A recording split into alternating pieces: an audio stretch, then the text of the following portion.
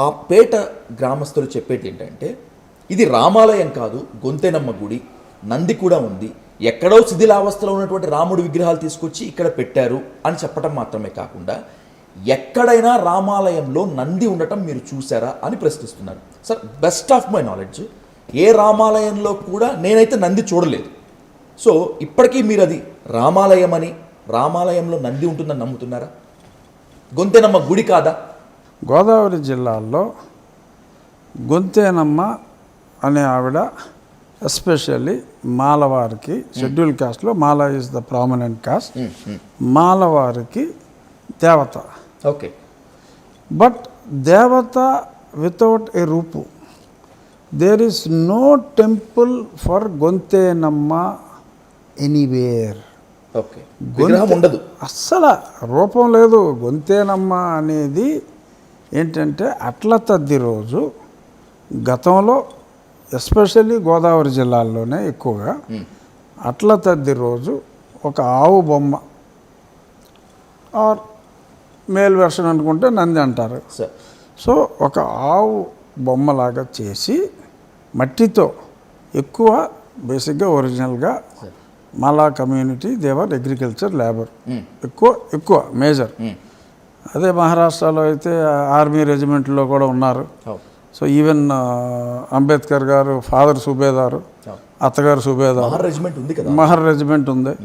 So అక్కడ అది, ఇక్కడ ఎక్కువ అగ్రికల్చర్ లేబర్ కింద ఉండేవారు. దానికన్నా ముందు నేత కార్మికులు, అదే అన్నీ వృత్తి. అప్పుడు ఏంటంటే ఈ పొలం పనిలో ఉన్న షెడ్యూల్ కాస్ట్ వాళ్ళు పనిచేసి పొలంలోంచి మట్టి తీసుకొని అట్ల తద్ది రోజు ఒక బొమ్మ చేసి, అట్ల తద్ది రోజు ఒక బొమ్మ చేసి మట్టి ప్రతిమ చందాలు బురేగిస్తే చందాలు ఇస్తారు. సో చందాలు తీసుకుని ఆ తర్వాత టెంపరీగా ఫ్యూ అవర్స్ ఆ ఊర్లో రామాలయం ఉంటే రామాలయం, లేదంటే ఏదన్నా ఒక గుడిసెలాగా వేసి పొలాల దగ్గర ఒక దగ్గర ఉంచి తర్వాత నీళ్ళల్లో నిమజ్జనం చేసేయటం. So that is for 24 hours whole process.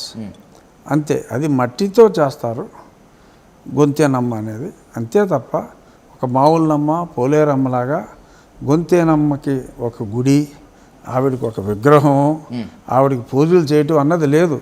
అసలు ఎవరికి గొంతేనమ్మ తెలియదు. అక్కడికి వచ్చి అది జరిగిన తర్వాత ఈ గొంతేనమ్మ అనే దీన్ని మనం పర్మనెంట్ క్యారెక్టర్ లాగా ఇంట్రడ్యూస్ చేద్దామని చెప్పి అక్కడ ఈ సునీల్ కుమారు, ఈ గ్యాంగు బ్యాచ్ వాళ్ళకి చెప్పిన తర్వాత గొంతేనమ్మ అంటే మొదలెట్టారు.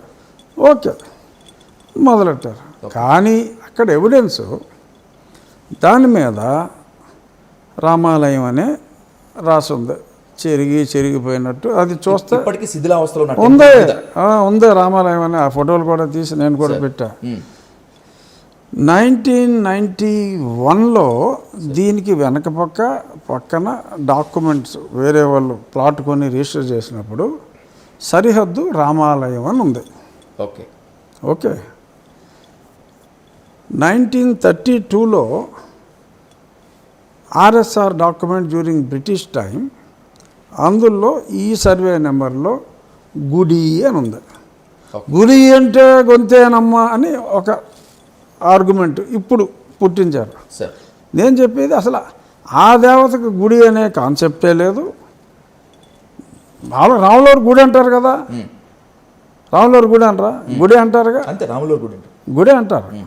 సో అందులో బ్రిటిష్ వాడు గుడి అని రాశాడు.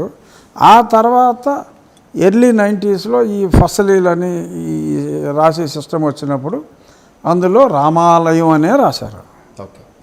డాక్యుమెంట్లో రామాలయం అనే రాశారు. 93లో అక్కడ దానికి ఎలక్ట్రిసిటీ కనెక్షన్ తీసుకున్నప్పుడు అప్పటి నుంచి 2023లో ఆ కరెంట్ కనెక్షన్ దీన్ని డంపింగ్ యార్డ్ లాగా మార్చి పవర్ కనెక్షన్ పీకేసేదాకా రామాలయం అనే పేరు మీదే electricity board as raised invoice.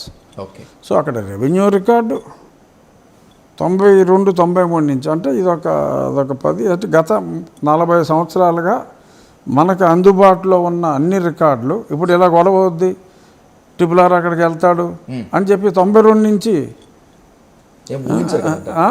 మేమేమి పెట్టుకోం కదా కాగితాలు.